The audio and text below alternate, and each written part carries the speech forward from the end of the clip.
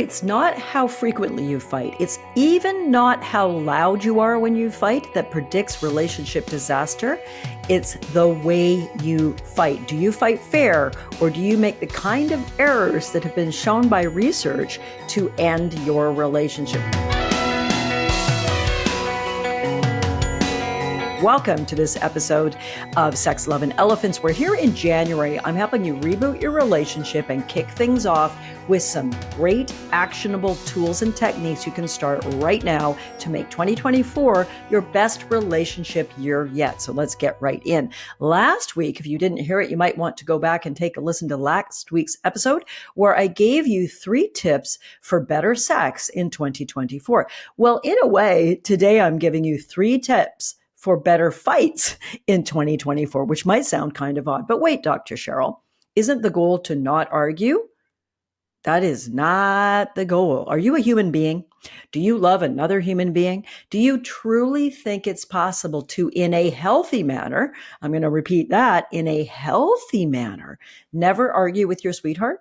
Never disagree, never have an argument that might get a little tense or lead to one of you feeling anxious or worried or hurt or angry or more. Do you really think a couple who never argues is healthy? Well, with my clinical psychologist, sex therapist, relationship expert hat on, I'm going to say never arguing, never disagreeing is a giant red flag. You may be one of the minority of couples. There's no really accurate statistics on this, but let's say something like 15 to 20% of couples who never argue. And when I take a deeper dive with those couples, there's always a few in my Become Passion program each year.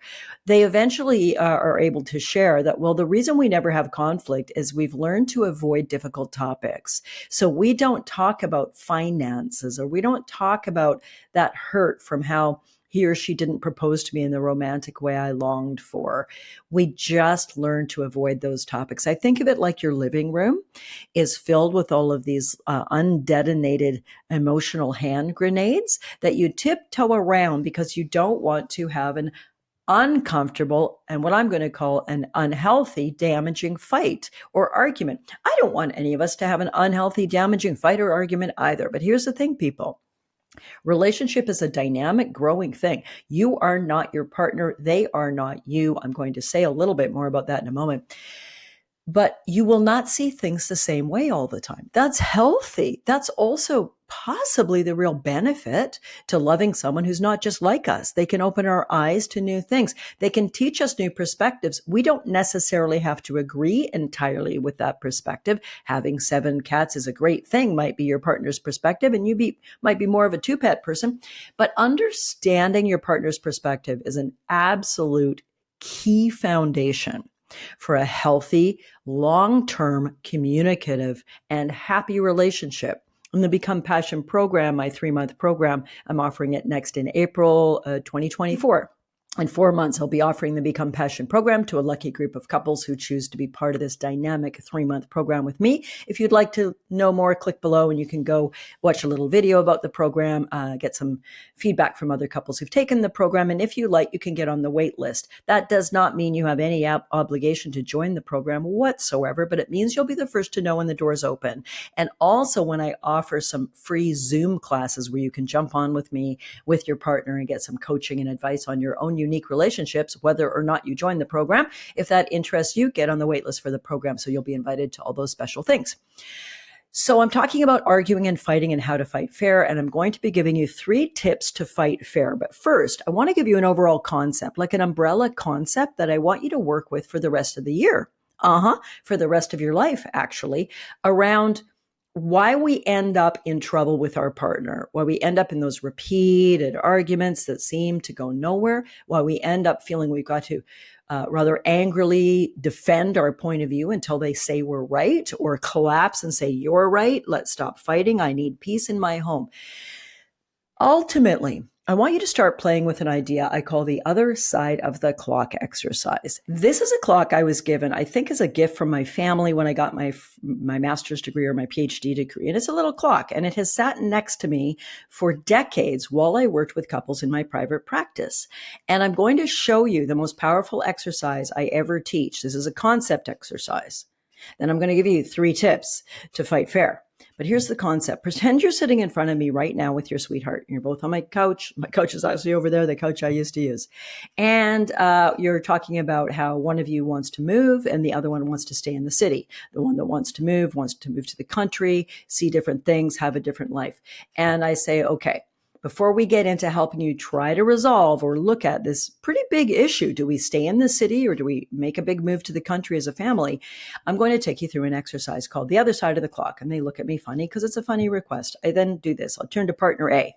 Partner A, look at this object in my hand. I want you to pretend that you're a Martian so you don't know what a clock is. You're down on Earth looking at this Earth object. Your team is up top at the Martian spaceship. They cannot see it. So your job is to describe this the best you can so the people up in the spaceship understand it. And now I say, partner A, okay, you can use any words you like except the word clock. Go. And they might say, well, it looks to be a gold or shiny metal color. It's roughly the size of a hand or 4 centimeters tall-ish.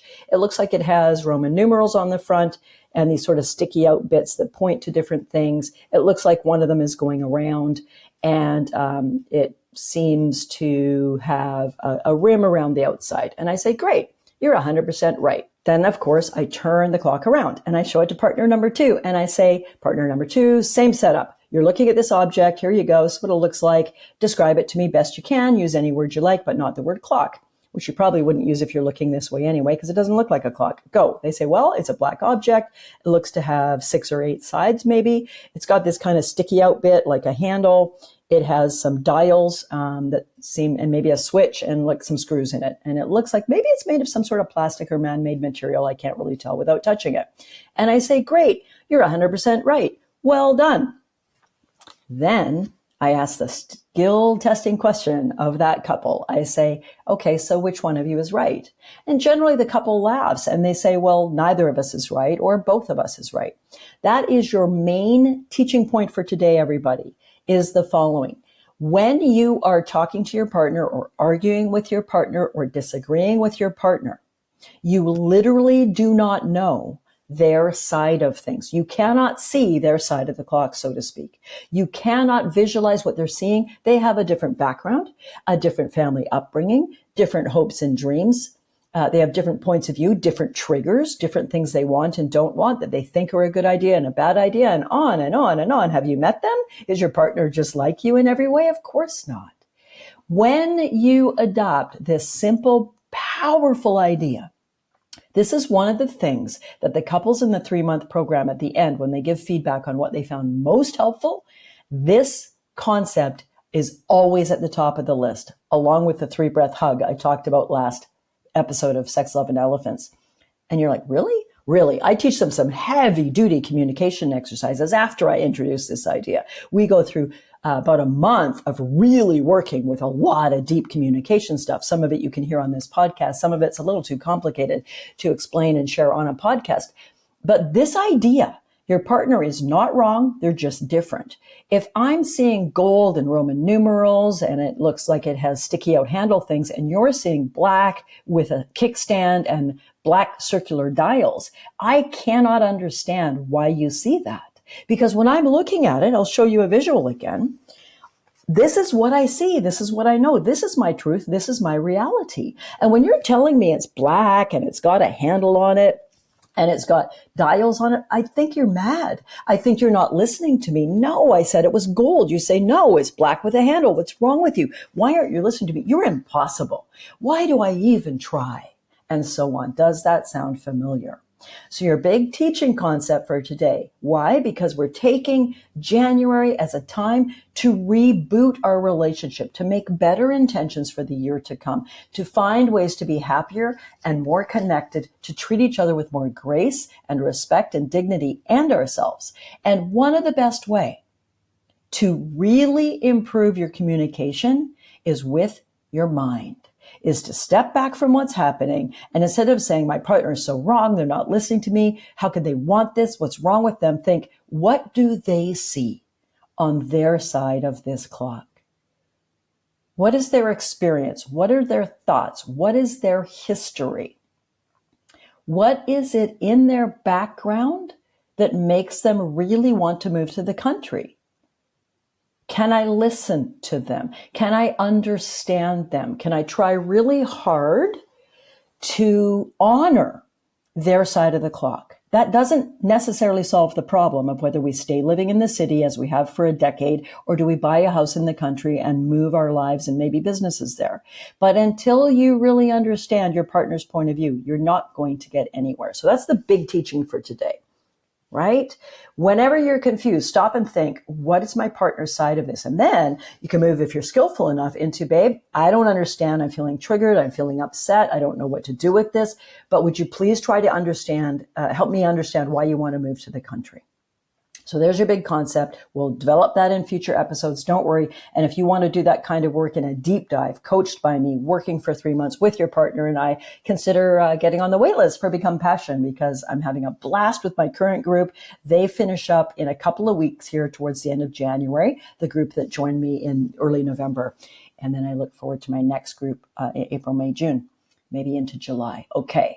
So your 3 tips. So what are your 3 tips to fight fair? We can reverse that and say the 3 ways to stop yourself from fighting in an ugly, hurtful, destructive manner. How can you argue better in 2024? My first tip is time out, stop, shut up. Okay, this is the hardest one I'm offering of these 3, but the first most important one is, can you stop the argument when it's going off the rails? When one of you feels triggered, extra emotional, you may be escalating, getting louder, maybe starting to swear, maybe starting to repeat the same point over and over to drive it home, maybe interrupting your partner. You're not listening to me. I wasn't finished. All of these are clues that there's some flooded emotion present. There's some irrational emotion present. The topic may be valid. Even your words may be valid. But if either of you is behaving in a manner that indicates there's some excessive emotion and irrationality, if either of you is feeling those warning signs of, when we argue this way, it tends to go badly, we end up escalating, we end up not resolving anything, sometimes we sleep in different rooms, I want you to learn something really, really hard. You're probably not going to be able to do it effectively just from hearing me say it now. Maybe a small minority of you will, which is fantastic. The rest of you will need to really work on this. Do some research on this. We talk a lot about it in the program if you want to learn there, but you need to figure out a timeout technique that works for the 2 of you. Stop action, meaning stop talking, stop the argument in its tracks. But this needs to be decided between the 2 of you so that it's a healthy action, not a, I'm out of here, you grab the car keys, you storm out of the house swearing, get in the car and drive away, and your partner doesn't know if or when you're coming back. That's destructive, it's unintentionally abusive, and very, very harmful to the relationship. No, what I'm talking about is a way when things are starting to escalate or decline toward ugly fighting or unhelpful fighting or a pattern that you need to figure out a way to stop. I teach a detailed 30-minute timeout technique where you stop completely for 30 minutes. There's no conversation at all. You both go into different places in the house, do something to self-soothe yourself, maybe do some yoga, play a stupid game on your phone, watch some TV, bake some cookies, walk the dog. But you have to come back in 28 minutes and have a hug. There needs to be a time limit to a powerful tool like a 30-minute timeout technique. That may be too powerful for some of you now. It's a tool that's often used as a weapon. People say, I'm taking a timeout, and then they go away for 4 hours. That's really destructive. Do not do that. So trying a 30-minute timeout may be a little too hot to handle for you right now. But maybe you can do something that is more of a scaled back version of it. Babe, we need to stop for a few minutes. Babe, let me catch my breath. Babe, can we have a hug and stop talking? This has gone off the rails. It's not working well. I'm frightened by this conversation. Can we talk later? I love you. I need to stop. Very few couples do this effectively and often. And it's not your fault. It's no one's fault. It's because when we're getting triggered and irrational, we are literally irrational. We're hijacked by emotions. We're hijacked by cortisol, adrenaline, and we very much feel a sensation that we have to keep talking. It feels desperate. I've got to convince you that my side is right. You need to hear me. I'm not being heard. There may be some psychological truth to that. There may be some skillful relationship work that needs to happen around those feelings, but they're not entirely true. When we calm down, we usually see that we were being a bully and we weren't listening to our partner, and they kept saying they did agree with us, but we were overriding them, or etc. So the first tip for fighting fair is to learn a timeout technique of some kind, a stop action technique from some kind. And I always want you to build in a 3-breath hug when you come back together. This is a very brief teaching of a very complex exercise. But again, I want to give you what I can. And if you want to go deeper, you know where to find me in April. If you don't, go to the show notes or to my website and sign up for the wait list. So at least you'll get more information, whether you choose to join me or not. So the second tip for fighting fair is to change your state, change your mental, emotional state with an action. And I am going to demonstrate for you at my own slight humiliation. No, not humiliation, but I'm willing to be silly for y'all if it makes a point. Something I learned from friend and colleague Joseph McClendon III. He's an extraordinary trainer. He trains at Tony Robbins. He teaches half of Tony Robbins' primary introductory event, Unleash the Power Within. I had the pleasure to teach for Tony Robbins, and I've been on Joseph's podcast. He's a great guy. And he has a book he calls Attitude. And one of his main ways he teaches people to change your state. What does that mean, Cheryl? It means when I'm upset, can I do a very simple action or a mental trick to help change my mental, emotional state? I'll give you an example. Let's say you go for a walk today and you're super worried about a work program problem, or you're worried about your relationship, or you're angry about something a friend did or said, and you're stewing over it on your head, and you're feeling quite negative, maybe quite tearful, upset, anxious, maybe angry. And then you go by a dog park and there's a couple of puppies playing with the joy of the ages, and it just completely stops you in your tracks. And for a moment or two, you laugh and you look at this beautiful little puppy play, and it changes your state. In that moment or two, maybe longer, you're no longer angry. You're no longer obsessing about the bad stuff. You're no longer in a bad mental, emotional state. So each of us should develop a couple of hacks, a couple of activities or thought-stopping techniques that help us get out of a bad state. Now, I mentioned Joseph's book was called Attitude, and his state change is shake your ass, shake your ass, shake your ass. My husband and I adopted this as a couples technique for the two of us, and I love sharing it with you. Again, it's Joseph McClendon III's technique. And this is how we use it. If we're starting to argue, or if one of us is just being crabby, frankly, usually me, he's a little more even-keeled than me. I'm a woman of a lot of roiling emotions. And I'm maybe starting to worry, go down a bit of a downward spiral of work worry or something. We try more often than not for one of us to say, honey, shake your ass. And it literally means this. I'm going to stand up and do it right now. If you're watching this on video, you're going to stand up, and it's very simple. I'm going to tilt this camera. You're going to shake your ass. And you're going to shake your ass. And you're going to shake your ass. Everybody listening, try this right now. If you're walking, stop and shake your ass. I don't mind if the passersby think you're a little cuckoo. I'll do it for your well-being. If you're driving, we shake our ass in our car because I don't think we're the only couple in the world who occasionally get into a bit of a dispute or a disagreement while we're driving, and we'll shake our ass while we're driving. I'm doing it right now in my chair. Now, when you did it, do this. If you haven't done it, do you want to be a happier, healthier person? Shake your ass right now. Do the work. It'll take you a few seconds. Have you done it? Okay. How do you feel? Across the board, people report they feel a little bit more lighthearted. They might have laughed. They might feel silly. They don't feel as intense or tense as they did before they shook their ass. So that's your second technique. Your second tip for ugly fighting, or to stop bad fighting, or to fight fair. 1, figure out a timeout, a stop action technique so you can stop the argument before it gets worse. 2, shake your ass, which you're quite right, smart people, can be one of your techniques to help stop an argument or a bickering or a disagreement. Shake your ass. Find another one if you like. You could do 2 jumping jacks. You could hug your partner really hard. You could give them a goofy grin. You could do 3 really deep breaths in and out. But shake your ass is our favorite one, so I shared it with you. And the third thing I want you to do is apologize. Apologize. We're human. We make mistakes. Our partner's human. They make mistakes.